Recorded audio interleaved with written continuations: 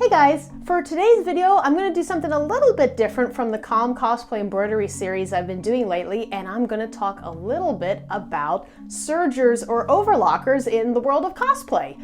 I know there's been kind of this push for the last couple years where I've heard cosplayers in competitions say that, oh, to take your stuff to the next level, you absolutely need a serger, or to get points for this masquerade, you have to overlock all of your stuff. And you know, no, I really don't think that's true. However, sergers or overlockers are really fun pieces of equipment to have, and you can do a lot of really useful time-saving stitches that'll also kind of help your garment look a little more professional.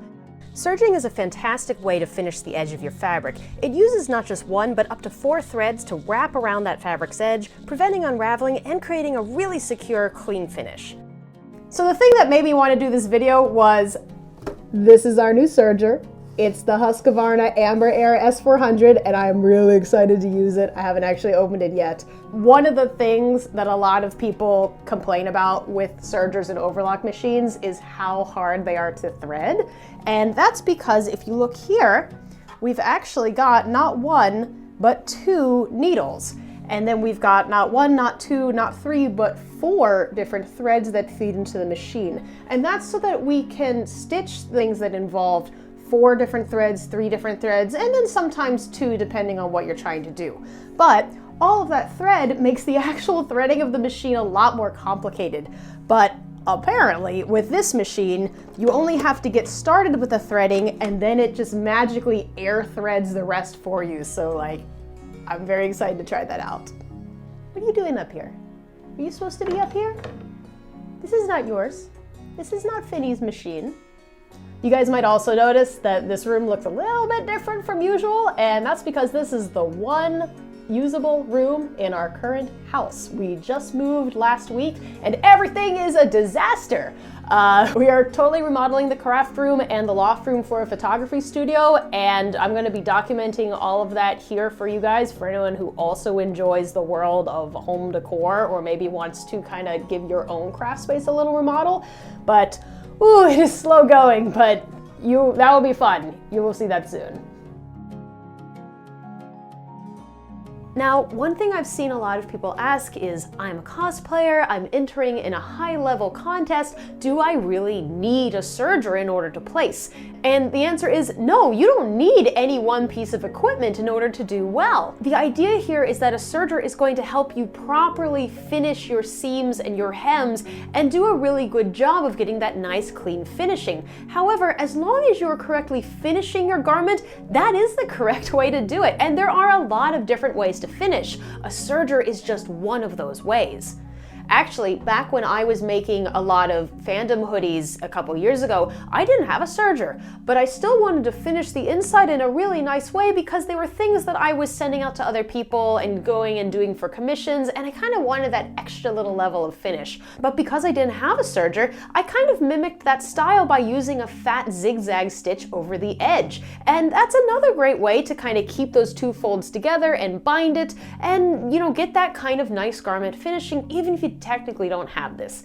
That being said, I do really enjoy my serger. I think it's very, very useful if you're someone who does a lot of different kind of sewing and you're very finicky about how your garment is finished. It's also a really great way to finish things quickly, especially when you are sewing something that takes a lot of yardage.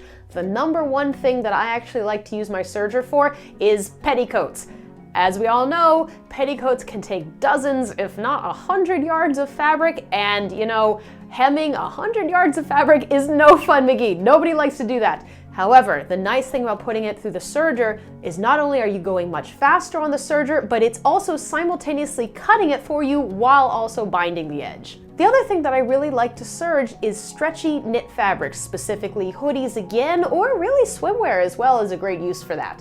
It makes sure that the edges are bound together, you can cut it really neatly and really tight, and it's also just a nice, stretchy, clean finishing for your garment. So you may have seen these big cones of thread in your local store, and these are actually meant to use with a serger. They are slightly stronger polyester threads, and that's because you're going to be putting a lot of tension onto your stitch and you don't want this kind of stuff popping and ripping. They also come in these giant cones, and that's because we're going to be using a lot of it. For purposes of this demo though, I want to use a different color for each of my threads so you guys can see what I'm doing, and so I'm just using this embroidery thread for now. However, this is really the stuff that you want because you don't want that thread popping and snagging every time you go to sew a stitch.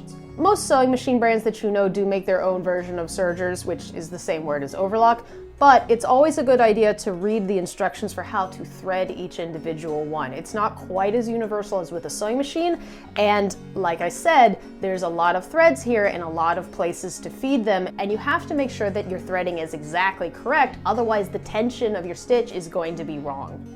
In this case, it is really different, and so I'm going to follow along the instructions that are printed on the inside of my serger. This is a really common thing that you see. Almost always I find that there's instructions for how to actually thread the serger printed right on the machine to help you out. You don't always need to consult the manual. So in this case, there's a couple steps. I need to raise the foot, I need to switch this into the threading position, and then I need to turn my wheel until it clicks. Perfect. So to get started, we need to correctly thread our 4 colors. Moving from right to left, we have the green lower looper, which will create the stitching that lays on the bottom of the fabric, the red upper looper, which will create the stitching on the top of the fabric, the blue right needle, and the yellow left needle, both of which will form rows of even stitching. All of these threads work together to create a secure overcast edge. To thread the serger, you're going to follow the machine's instructions, starting with the rightmost thread, in this case the green lower looper, and then you're going to move all the way to the left yellow needle thread. For the Amber S-Air, the loopers are so easy to thread. All I have to do is hook the thread around the top and then insert it into the hole in the middle of the machine. Click the dial to indicate which looper you're threading and push the lever. Oh my god, that is so freaking cool. The lever blasts air through the machine and just threads the whole thing right for me. Usually this is a really long process, but that was so fast. If you don't have an air thread machine, that's fine. Just continue following the instructions as normal until all of your loopers are threaded. For the needles, this is a little more familiar. You just need to thread 2 of them. Make sure that your left and your right needles are threaded into the right holes and you're ready to start serging. As a last optional step, sergers also include a really useful little tool, a cutting knife. This is built right into the edge of the machine and will cut your fabric perfectly as you sew. I always love using it, but if you don't need it for this particular piece, you can always put it down before starting.